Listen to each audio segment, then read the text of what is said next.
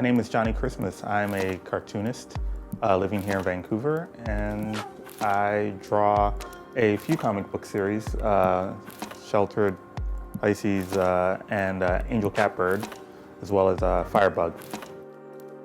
I collect stories, comic books for sort of two reasons that I could think of offhand. One, the ones that I enjoy, stories that I just want to read, ideas I find interesting, great art, great story.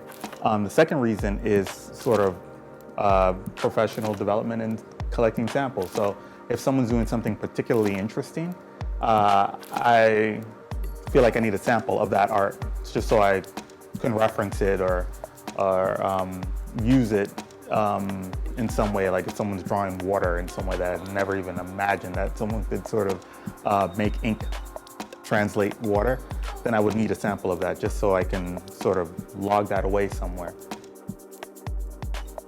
My dad used to bring home these comics from the 7-Eleven.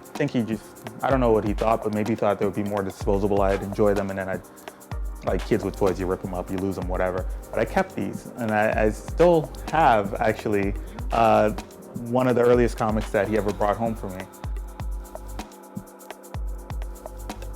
I like to go into the shop. I like to see what's on the stands. I like to talk to the proprietor and see what they're reading and if there's anything they would recommend that I wouldn't sort of think of offhand.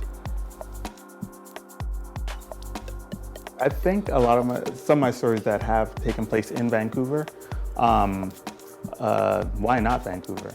I think there are lots of stories that can be told in any city. And this happens to be my city, and I'm very proud of this city, and I like the city very much.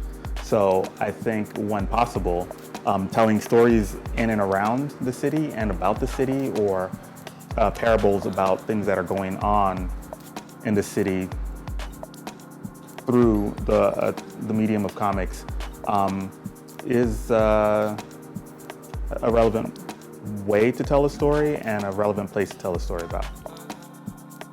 I think what's most exciting to me is process, the creation of the work, having the work come to life, and the sort of interplay between what I had for lunch and what I'll be drawing in the afternoon, and how those things day to day sort of influence the work that's coming off the line.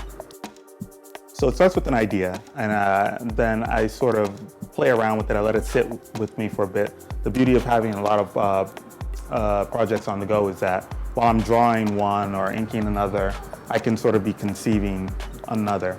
So once the sort of idea is kind of a little bit more firm, then I'll like write out a sort of a plot or a treatment, and then I'll flesh that out little by little, mostly in script form, almost as if I'm writing for someone else. And at that point, I'll create thumbnails, these thumbnail drawings, pacing, plotting, layout, sort of page layout, what have you.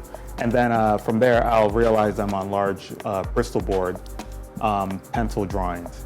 So it's pretty close to what the final will look like, but in pencil. And then after that, I'll do final ink drawings over the top of those, and those will be the final ink drawings, which I will send off to be colored digitally.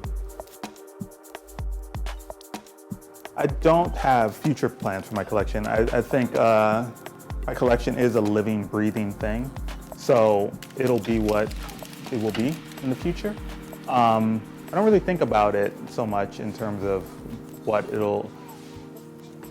will come to, because it's its own animal. As I grow and become and evolve, it'll grow and evolve, and yeah, ask me in 10 years, and I'm sure it'll be a totally different. Certain things will stay, certain things will be moved, and will have moved on, and I'm sure the same thing with other aspects of my life as well.